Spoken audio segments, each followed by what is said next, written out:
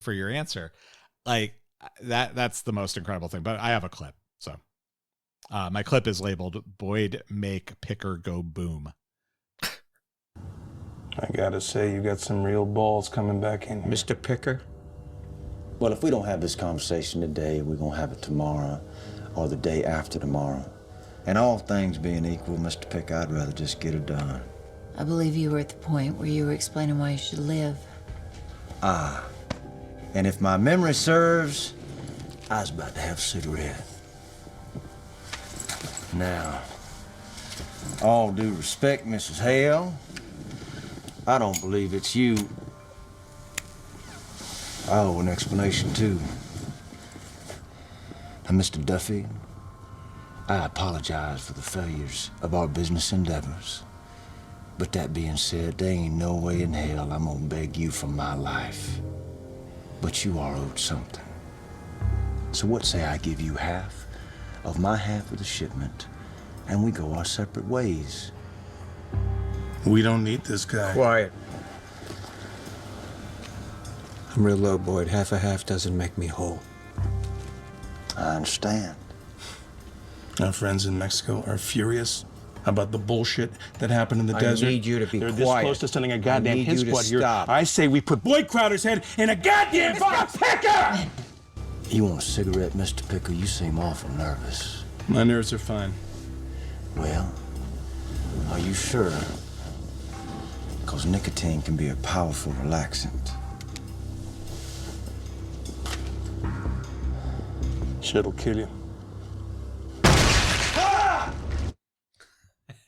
So, yeah.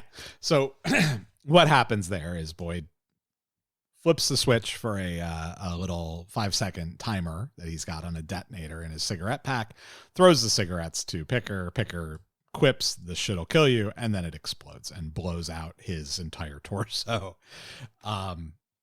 Cool special effect here, I think. Yeah. Yeah. I think it's poor Win, man. He's just like a witness to all these people getting got, you know. It's the third time in 3 seasons that Win has been covered with the bodily fluids of somebody who's been murdered in his presence. You got Agent Ned Ryerson executed in his trailer. Yeah. And then you had what was his name?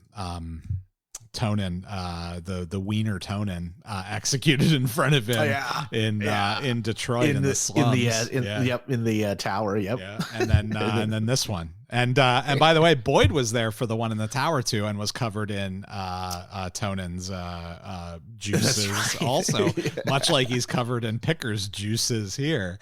And we're not done yet, ladies and gentlemen. We still have the most epic of them all coming up in season 6. It is wonderful.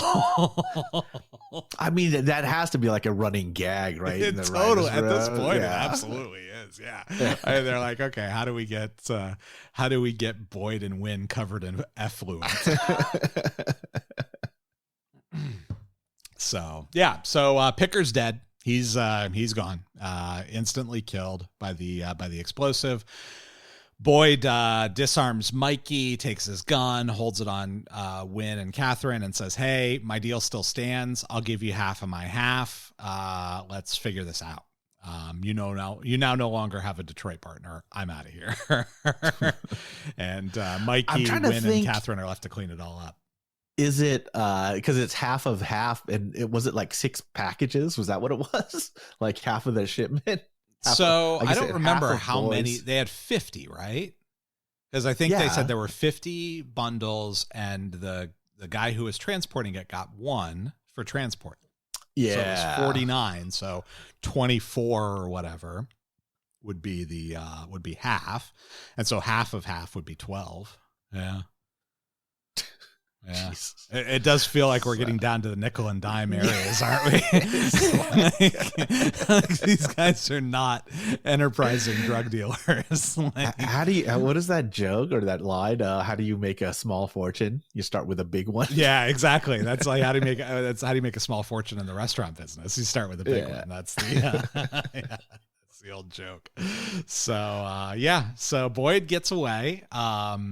But he has definitely set a new tone for the relationship with Wynn and Catherine Hale. So I'm guessing he's not going to be allowed to smoke in their presence anymore. How would that not bring like the emergency services and all this other stuff? Oh, yeah. I mean, the smoke alarms would have gone off. Yeah. Everybody, the people on either side of the suite would have heard and felt the shockwave. I mean, it's a small explosive device, so it would have been over very, very quickly, but you still would have been like, what the hell was that? The windows probably would have blown out of the room because the door was shut, so the room was, pressurized essentially. Yeah. Windows probably.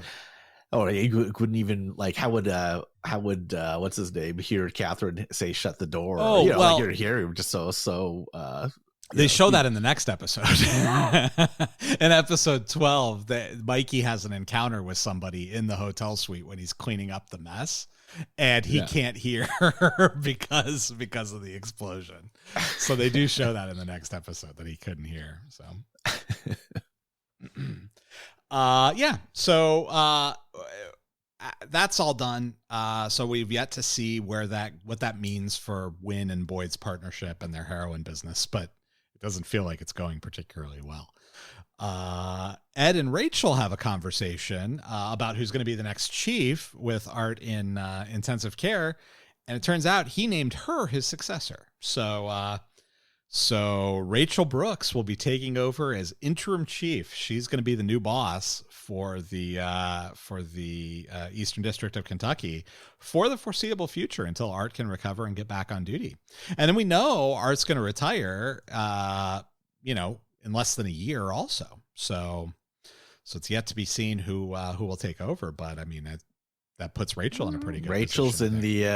Rachel's in the catbird seat, or I don't know. That's the fabled catbird seat, as Dewey Crow says.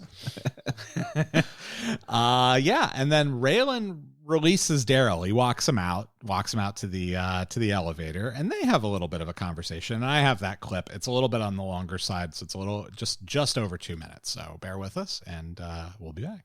You got it, Daryl. How's that? Hey, you wanted this to come down to you and me? Now you got it. You ain't got no right to talk to me like that. I'm a grieving man, fresh off putting my brother in the ground. I got another on the way to juvie. You mean nephew? And a sister I need to keep from losing her damn mind. You gonna tell me your sad story? Let me tell you a different one.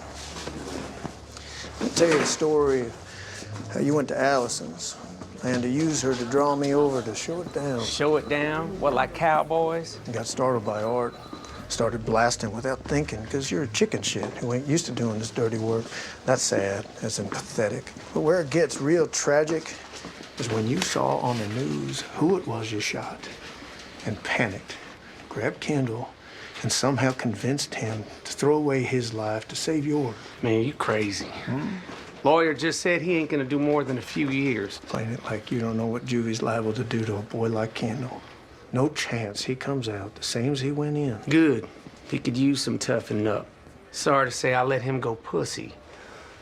Well, I'm just letting you know how this is gonna go. Yeah, how's it gonna go? I'm gonna walk up out of here, what, you gonna shoot me? I ain't gonna kill you, Daryl. Doesn't mean I don't want to. Well, that's real complicated. Your luck. You shot the one man makes a difference to me. Oh, yeah? Oh, he makes a difference? What, like my brother made to me? They feel like that? Excuse me. Just so I'm clear, you not gonna kill me? Because I was worried for a minute. Oh, be worried. Yeah? Because that web of bullshit you spun around yourself to protect yourself, I'm gonna use to strangle the life out of you and take away everything you got. Then you're gonna wish I'd have blacked you out with a bullet to the head. Well, this feels like one of those time will tell deals, which as a free man, I have plenty of. Question is, how much time you got? I feel like Raylan is really embracing the government stooge aspect of his job. I know. Like, what I'm going to do is I'm just going to take everything you have and I'm going to destroy your entire life. And you're going to wish that I shot you in the head. It's pretty, and that's pretty overt as far as like Raylan's concerned. Usually it's, like, oh, I mean, this is, he really doesn't like Daryl. No, really he does not like And I will say credit to the actors. This scene, this exchange with Raylan and Daryl is one of the better kind of exchanges or scenes featuring Daryl Crow Jr. in the entire series, I would say. And I do, this felt really nice, this little exchange back and forth between them, and the way Daryl, I mean, the way Raylan had figured out Daryl's whole evening. He called it, he played it out exactly perfectly, called exactly what Daryl had done. And then Daryl kind of is disarmed by that a little bit. He's taken aback by it. And then when Raylan says, I'm not going to shoot you, but it doesn't mean I don't want to. And his reaction, he has to take a second, like, uh-oh, wait a minute. Did I miscalculate here? And he goes, well, that's real complicated. I just love that response. It's such a good response to that line of, I'm not going to shoot you, but it doesn't mean I don't want to. That's really, really good. I like that. Yeah. And it's probably one of the better interactions that Daryl and Raylan have through this whole season. I think it's one of the better interactions that anybody has all season. I mean, there are a couple moments with Boyd that are better than this, but I like it. I like that we're down, the henchmen are gone. The nonsense is over. We're down to mano a mano. It's Daryl Crow and Raylan Givens, and it's time to see who's going to win here. And that's what we've got coming up. So in our next episode, episode 12 already, and only that episode between us and the season finale for season 5. But of course, before we can get to that, we have to get to our final segment, which is, of course, are you going to shoot him too, Raylan? I was telling my friends this morning how yesterday he come to me and if you don't get out of town in 24 hours, I'm going to shoot you on sight. Are you gonna shoot him if you catch him? I'll kill 4 of you before you even clear your weapons, and I'll take my chances with the other. If you get the chance, shoot him in the nuts. I don't pull my sidearm unless I'm going to shoot to kill. Are you going to shoot him too, Raylan? And Raylan does not shoot anybody. And actually, I was looking for, well, I'll leave it at that. But yeah, this episode, he really did just overtly threaten Daryl Crow, which I think is we just discussed. It's fantastic. It's a great interaction. So Art gets shot by question this mark. By will that be revealed? Let's hope. And then I think that was it. Yeah, that was it. Yeah, well, Picker got exploded, but that doesn't really count as getting shot, I suppose. Yeah. Well, he had such a good presence, but he really didn't have many lines that you could do the that's why we don't have a tribute. That's exactly right. There's just not enough to choose from. He doesn't have enough little snappy lines that I can, that are nice, like 4-second packages that dump nicely into a prepackaged audio setup that I have. So yeah, didn't work, unfortunately. Yeah. How old do you think he was? Picker was like the character, or the actor? 50s. I mean the character. Like the character. Yeah, I'd 60s? say early 50s. No, early 50s. Yeah. I think late 40s, early 50s. Yeah. I think the actor I think is significantly older than that, but I think that's what he was supposed to be playing. Oh, gotcha. Because he seems like just an older dude. So I would have guessed like mid 50s or something, maybe even. I feel like by the time you're getting into the mid 50s, late 50s, early 60s in the gangster world, you're like Hesh or like those guys. That's the actors they get to play those guys because they're the old guys, right? They're not the kind of prime of their life guys. Yeah. Like you wonder how old is Raylan supposed to be in in the show, right? We know he's in his 40s. If he's in his 40s, then it makes sense that Picker would be, 5 to 10 years older than him, I think that's about. Yeah, I think that's probably about right. So yeah. So